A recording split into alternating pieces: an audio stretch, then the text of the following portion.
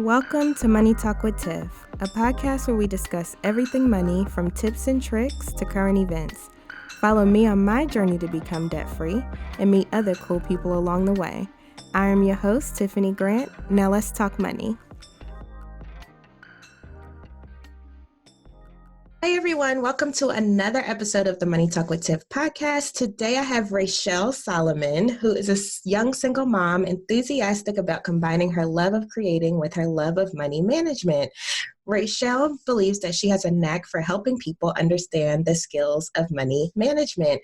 And part of that is she loves helping kids understand money. So today, being that we're both single moms with kids of our own, we will definitely be diving into what strategies we use as single parents to help our kids understand money, since both of those things are super important to us. So, hey, Raeshal, how are you?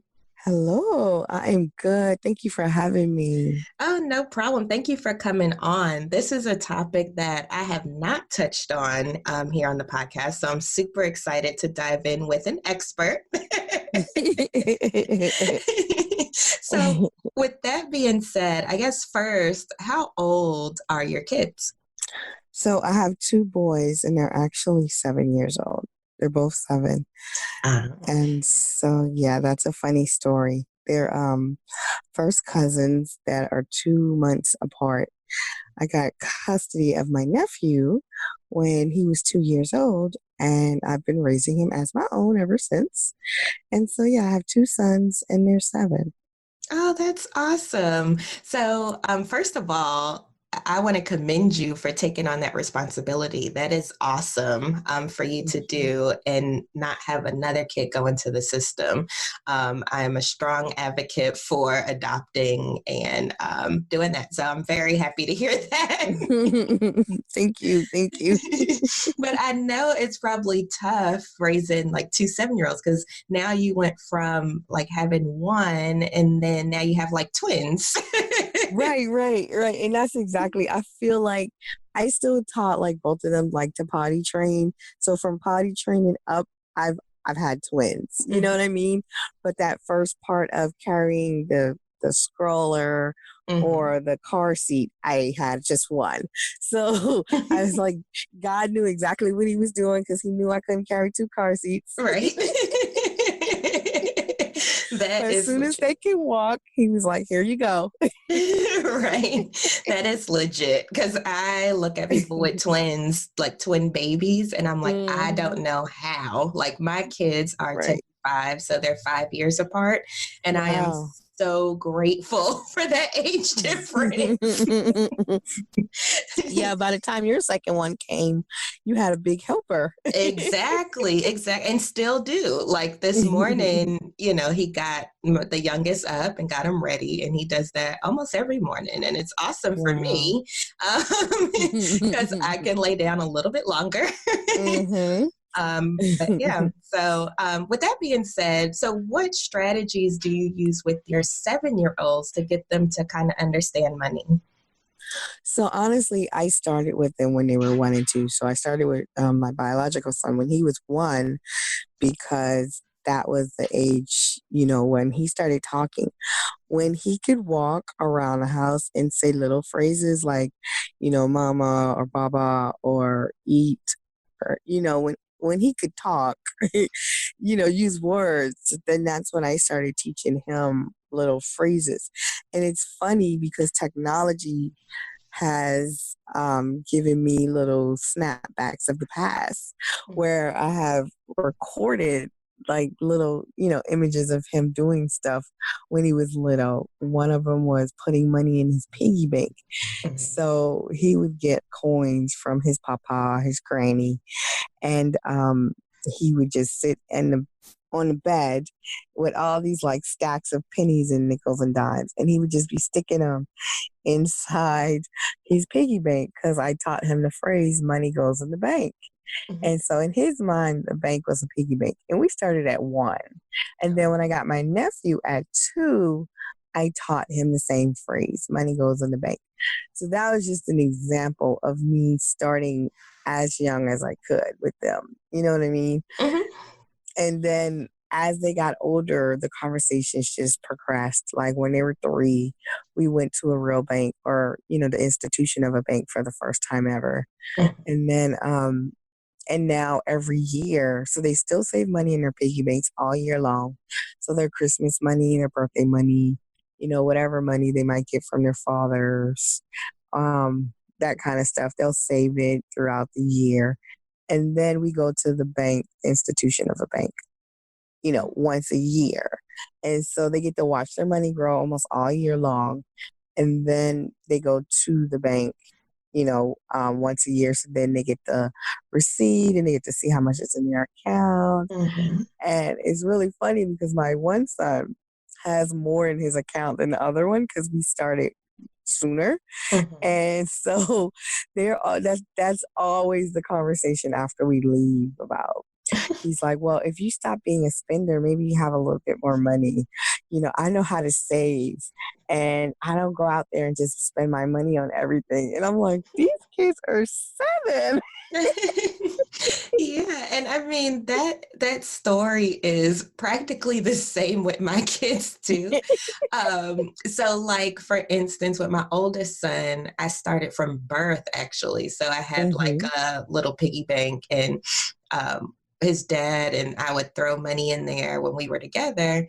Right. And, that was his first little savings bank. And I think we made the first deposit when he was 1. Mm-hmm. Into a real bank. And then that Right. started the cycle. And then every Christmas, every birthday, whoever gives him money, it goes straight into that account. But lately, what I've been doing, which I actually did this year, was I took the whole balance because they told me that they're dead set on college, right? Mm-hmm. I'm like, okay, well, if that's the case.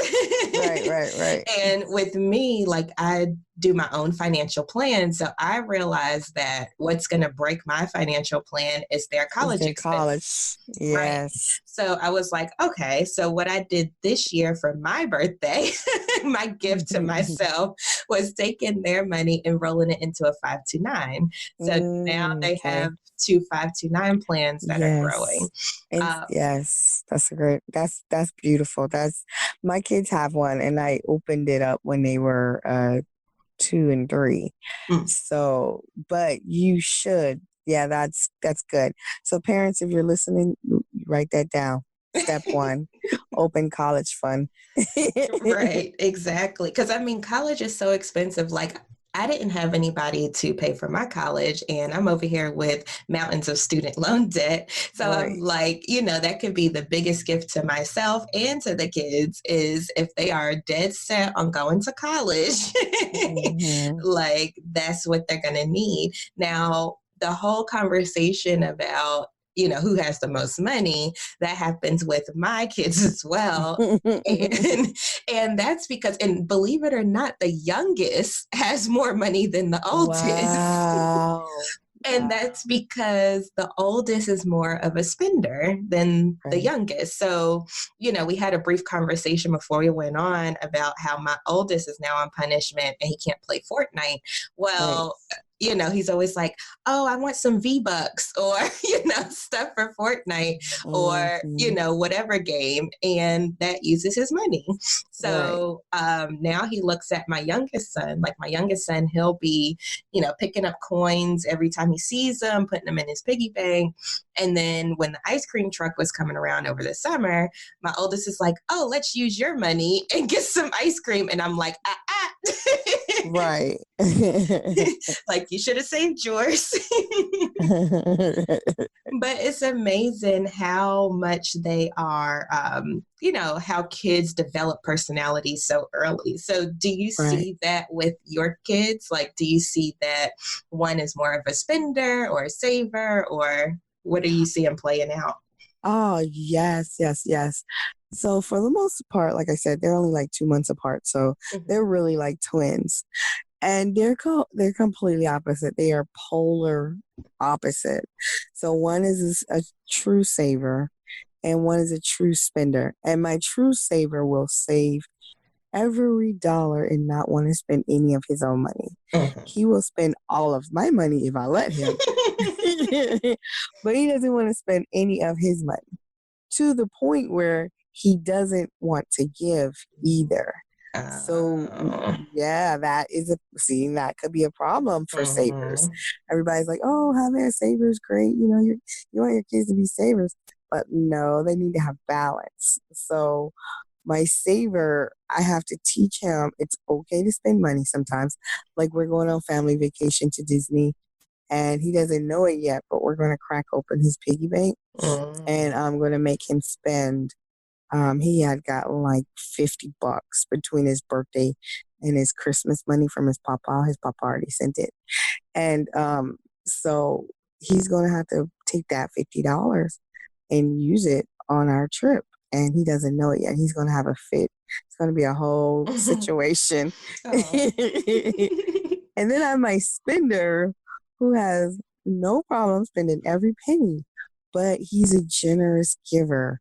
So our church has like the kids have their own youth department, and they're doing like raise money, just the youth, where they're giving coins or something to build a well in Africa or something, like a really big adult project, but they're doing it and at the kids level. And so the kids are giving, every Sunday they can bring money to give. So I hear them in the room, and they're arguing because they had this piggy bank. It was just a little one, and it didn't really belong to either one of them, and they were just kind of putting money in there whenever. And they finally was able to crack it open like 3 days ago. So I could hear them in the room arguing over who gets the money in the bank, and that's not fair. You got more than I got. Oh And gosh. my saver wants to put it in his piggy bank to go towards his bank account. And my spender wants to put it in the little church box to take it to church to give it away. So, so I'm having to negotiate between the two of them. Like, Oh. this is what we're gonna do. We're gonna break it in half. You're gonna get this half. You're gonna get that half, and then you can decide what you want to do with yours. Oh, well, that's good. I know one strategy that I use. I don't know if you're familiar with Dave Ramsey. Oh yeah. So everybody is, but but he teaches like when it comes to kids, have a give, spend, and Mhm. save. Yes. So that's what I've been doing with my boys, and so far so good. Of course, the oldest wants to spend more than he gives and saves and all that stuff, but at least I'm forcing them to put it in one of the three. Like a little bit has to go into each bucket. So I don't care how you divvy it out, but it has to go into the three buckets. So Right. I feel like that's been helpful, trying to, get my spender to save and give more, and have my saver spend and give more. So Right. I feel like that strategy has been helpful. So any other strategies that you've been using with your kids? Yeah, we have open conversation. So Mm. I have a rule in my house. If the money if the answer is money related, I have to answer it if they ask me a question. So um the reason I came up with that rule is because one of my sons asks a lot of questions, like Mhm. to the point where I have a love-hate relationship with questions. One of those kids that say why, and then you tell them the answer to the why. So then they ask a why about the why answer. I'm one of those kids. Gotcha. And so now, you get to the point as a parent where you're tired, or you're doing like 8,000 things at the same time, and you just don't want to answer any more questions. So I created this rule. If the answer is money related, I have to answer the question. So one time I was leaving the house, but I was just going up the street. Well, in the apartment complex at that time, we lived in an apartment, and I was going to the office to pay the rent. And he was like, "Mama, where you going?" And I was like, "I'll be right back." But I had already made this rule in my mind. So I was like, "Dog, dog it, I got to answer his question. Right. So I took a second and I was like, Mommy's going to pay the rent. And so then he was like, rent? What's rent? Mm-hmm. So then I was like, okay, so where we live is not free. Mommy has to pay something called rent. That means every month I have to give the place where we live money. And I give it to them in the form of a check. So then he's like, okay, Mommy, what's a check? So I realized that conversation was going to open up a can of worms. So I was just like, well, Mommy will be right back. Give me a minute and I'll answer your question and I'll be right back. So then I went pay my rent because it was getting close to closing time. And then I came back and I was like, I'm going to show you. I'm not just going to tell you next month. I'm going to show you. And by me saying, I'm going to show you, that ended all his questions. Mm-hmm. So then the following month, I took him to the bank with me. I got my cashier's check. I gave it to him. We went to the rent office. We paid the rent. He got the receipt. Then we went home and then we talked a little bit more about it. So then I was like, this is what a check is. You use checks to pay bills, that kind of thing. And then I was like, the check is just the money that you already have in your account, and then you use the paper, also known as a check, to pay certain things like rent. So then we did that whole thing. So now that's just a rule in my house. And I always suggest that people use that rule in their house because there's a lot of financial learning opportunities in your day-to-day life. So that's another technique, is use real life opportunities to teach about money.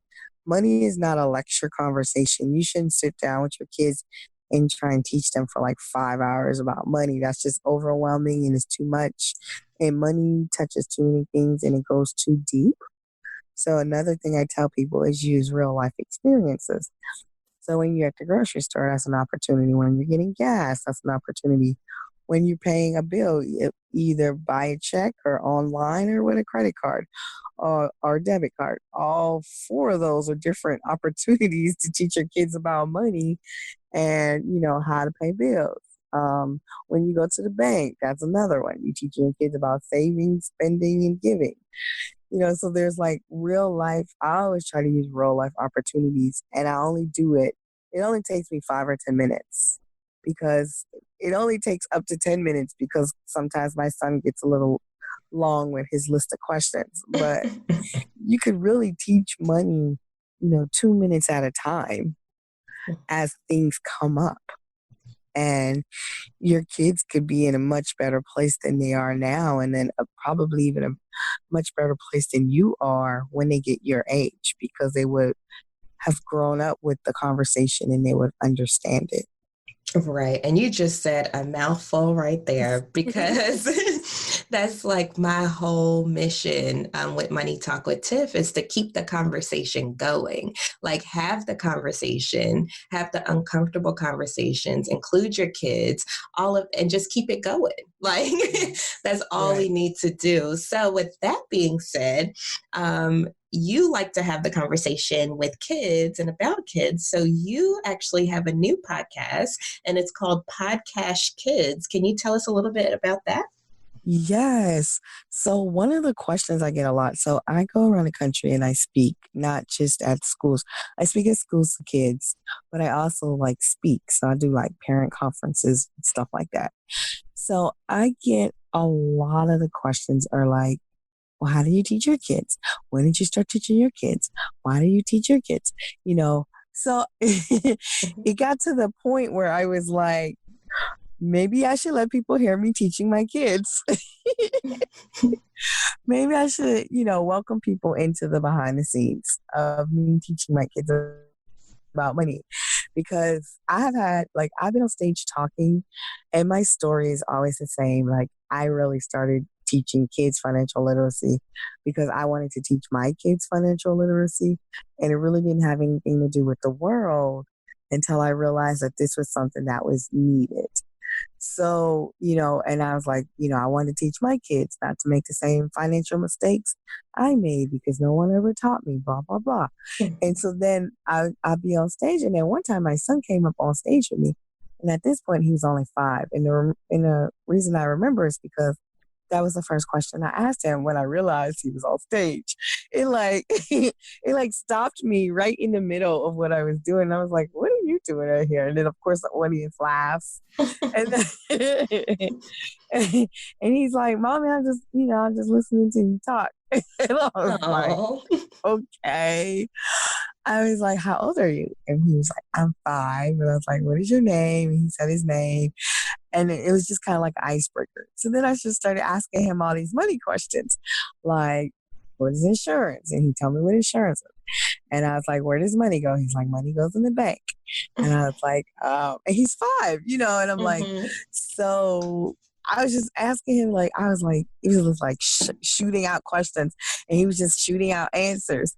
And then I was like, okay, mommy loves you. And I was like, I gave him a hug. I was like, okay, now get off my stage. And then the audience started laughing. But you see, and so then I was like, then I stopped for a second and I was like, do you guys remember why I started doing this? And everybody just kind of looked and it was like, yeah, it's like to teach my kids. And then it just kind of like clicked with people.